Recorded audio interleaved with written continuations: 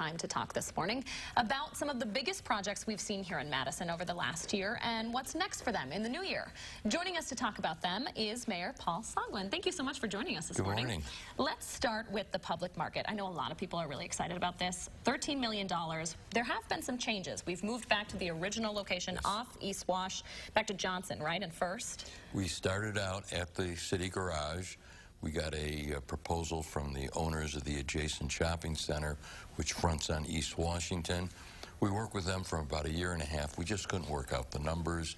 It was driving up the cost of the market. Sure. So this past couple of months, 2 months ago, we made the decision, let's go back to our original site. So we're really excited about the possibility of the market. There's all kinds of markets in the U.S. I've been to about 15 myself. Some are more oriented towards business people during the lunch hour, some towards tourists, some towards fancy prepared foods.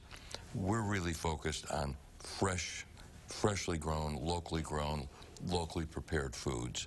And we think it'll be very exciting and a great complement to the farmers market. I was just going to say, such a foodie city. I know a lot of folks are looking forward to that. What are the next few steps for that? Well, right now it's waiting because we are building a new garage for our fleet services. They will move out within a year and a half.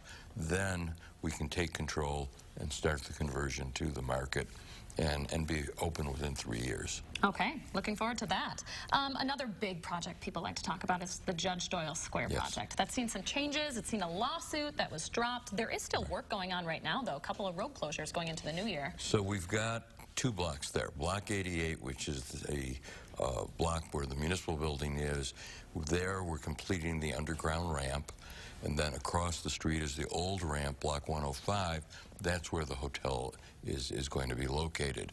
We're in discussions right now with the Beitler Group making some adjustments since there's been changes in the original project. But I'm confident that when the City Council meets as we go into January, we'll get approval of some of the final decisions necessary to move forward with the hotel, which is so critical to the success of the operation of Monona Terrace. I mean, that's where we started. We need more hotel rooms within walking distance of Monona Terrace, and we'll see that happen. A lot of people are excited about that project. I know some folks have said it might be the next iconic place in Madison, sort of comparable to Monona Terrace. Do you see that as part of your legacy? I'm not sure I'd put it quite on the level of Monona Terrace, but it's certainly going to enhance downtown. It's going to create more jobs, not just at the hotel itself, but within the whole visitor industry.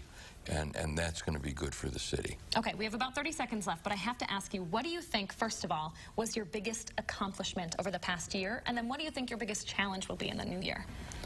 You know, I think it's going to be the same thing. And that is our commitment to housing first, creating more affordable housing, more low-income housing.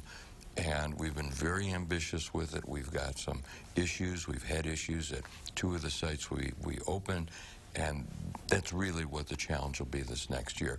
I'm absolutely convinced that we're going to get some of the problems solved, and we will move on to deal with what is a really tough issue nationally for all vibrant cities, making sure you have enough affordable housing. Sure. All right. Mayor Soglin, thank you so much for joining us this morning. Thank you. Happy New Year. All right, 6:17 your time now. Coming up on News 3 this morning, we are taking a look at a study that says depression and anxiety could be as deadly as some of our biggest health concerns. We sat down with Dr. Mandira Mehra to get her take.